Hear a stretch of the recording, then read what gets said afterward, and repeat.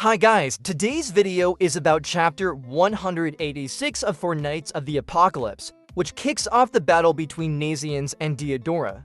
But did things turn out well for Nasiens? Let's find out!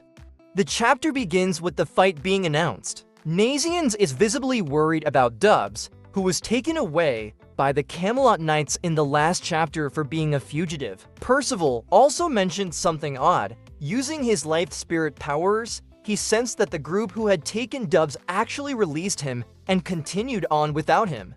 Although Percival remained confused, he couldn't do much about it now and was simply grateful that Dubs had been freed. If you're still puzzled about the Dubs situation, check out the chapter 185 video linked in the card for more details. Back in this chapter, Diodora steps in, eager to get things underway, as both fighters enter the arena and immediately notices that Diodora seems completely different from when they fought before. And right off the bat, Diodora goes on the offensive, swinging his sword relentlessly.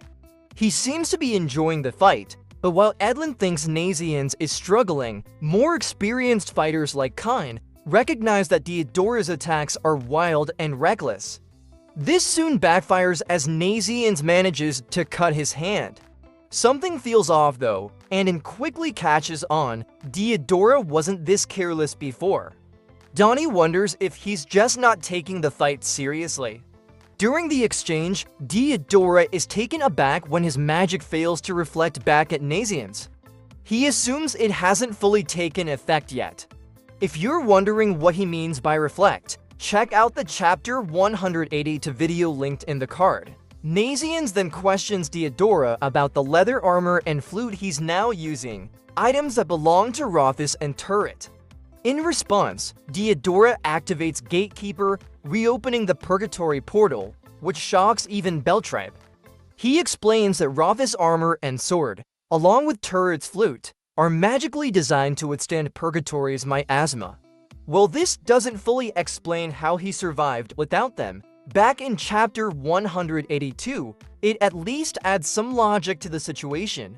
So when Nasiens presses further about what happened to Diodora's friends, Diodora coldly admits he killed them and took their powers. This revelation stuns Nasiens, who questions how he could do such a thing. In response, Diodora enters Joker mode, blaming the world for taking everything from him: friendship, trust, all kinds of hope. Then he summons to Purgatory creatures using Turret's magic, one resembling a giant snake, the other a fanged beast. Nasiens barely dodges their initial attack, and as their full forms are revealed, we see that he used Sponge Percival to block the tiger's strike. As the creatures continue their assault, Diodora taunts Nasiens, claiming that no matter how much he loves someone or longs for their affection, those feelings will never be reciprocated. And he isn't just saying these things to taunt Nasiens, he truly believes every word he's saying.